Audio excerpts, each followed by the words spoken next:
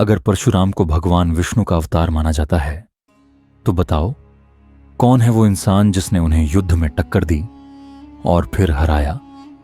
क्या एक ब्रह्मचारी योद्धा एक ब्रह्मास्त्रधारी देवता पर भारी पड़ सकता है?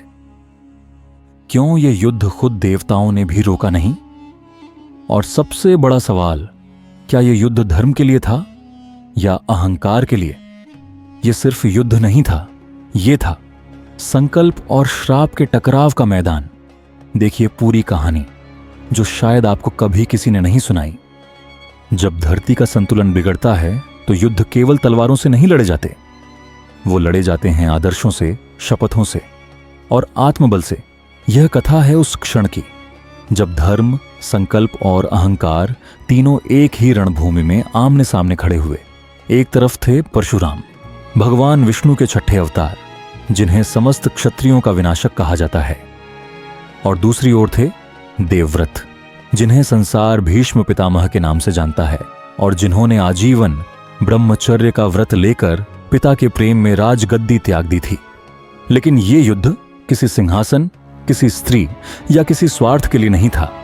ये युद्ध था न्याय के लिए, लेकिन दोनों पक्षों का न्याय अलग था। इस कथा की शुरुआत होती है काशी के स्वयंवर से। काशी नरेश की 3 कन्याएं अंबा, अंबिका और अंबालिका का विवाह तय था, लेकिन भीष्म ने राजाज्ञा से उनका स्वयंवर तोड़कर बलपूर्वक उन्हें हस्तिनापुर लाया ताकि वे हस्तिनापुर के राजकुमार विचित्रवीर्य से विवाह कर सकें।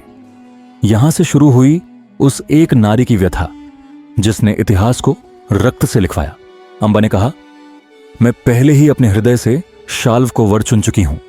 भीष्म ने उसे स्वतंत्र किया, लेकिन शाल्व ने उसे अस्वीकार कर दिया क्योंकि वह अब भीष्म द्वारा जीती जा चुकी थी।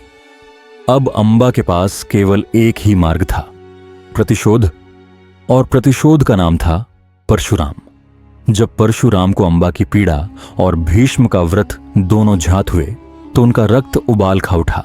वे जानते थे कि भीष्म उनके ही शिष्य हैं, लेकिन शिष्य ने आजीवन ब्रह्मचर्य का ऐसा व्रत लिया था जिसे कोई नहीं तोड़ सकता। परशुराम ने भीष्म को युद्ध के लिए ललकारा, लेकिन भीष्म ने पहले विनम्रता से अपने गुरु को समझाने की कोशिश की। हे गुरुदेव, यह युद्ध उचित नहीं है। मैं आजीवन ब्रह्मचारी हूं। मैंने अपने पिता की इच्छा के लिए अपना जीवन त्याग दिया।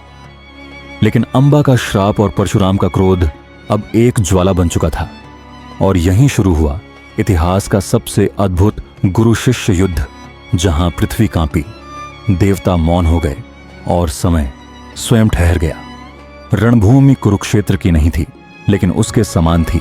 देवताओं और ऋषियों की उपस्थिति में एक ऐसा युद्ध शुरू हुआ जिसमें दोनों योद्धा अमोघ अस्त्रों से सुसज्जित थे। परशुराम ने सबसे पहले अग्नियास्त्र चलाया, लेकिन भीष्म ने जलास्त्र से उसका शमन कर दिया। फिर वायुवास्त्र, ब्रह्मास्त्र, नागास्त्र एक के बाद एक दोनों ने चलाए। आकाश से बिजली गिरी, पर्वत थर्राए। तब भीष्म ने चलाया प्रश्वासास्त्र, एक ऐसा अस्त्र जो गुरु को भी विचलित कर गया।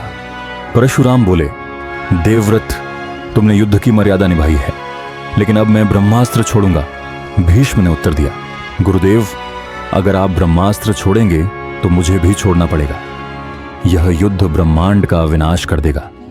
यही वो क्षण था जब देवताओं ने हस्तक्षेप किया। नारद, ऋषि वशिष्ठ और स्वयं देवताओं ने इस युद्ध को रोकने का प्रयत्न किया। अंत में आकाशवाणी हुई, हे परशुराम, यह युद्ध धर्म की मर्यादा के बाहर जा रहा है। भीष्म ने न तो अधर्म किया है और न ही किसी स्त्री का अपमान। उनका व्रत स्वयं धर्म है। परशुराम शांत हो गए और कहा, हे देवव्रत, आज तुमने अपने गुरु को भी रणभूमि में थमा दिया। यह तुम्हारी जीत नहीं, यह तुम्हारे संयम की विजय है। अंबा ने प्रतिशोध का मार्ग नहीं छोड़ा। वह वर्षों तक तप करती रही और अंततः महादेव से वर मांग बैठी, हे प्रभु, मुझे ऐसा वर दो कि मैं भीष्म का वध कर सकूं। महादेव ने आशीर्वाद दिया, अगले जन्म में तुम शिखंडी के रूप में जन्म लोगी और तुम्हारे कारण ही भीष्म की मृत्यु होगी। यही था भविष्य का वह बिंदु जहां एक अधूरी व्यथा ने महाभारत की नींव रख दी। जिस गुरु के सामने शिष्य सिर झुकाता है, उसी गुरु के सामने जब शिष्य खड़ा हो जाए तो वह युद्ध नहीं, युग की परीक्षा बन जाती है। भीष्म और परशुराम का यह युद्ध न केवल अस्त्रों का था, यह आदर्शों और धर्म के भिन्न दृष्टिकोणों का टकराव था। अगर आपको यह रहस्यमयी कथा पसंद आई हो तो लाइक जरूर करें, फॉलो करना न भूलें और कमेंट करके बताएं कि आपके अनुसार इस युद्ध में सच्चा धर्म किसका था। जय श्री राम।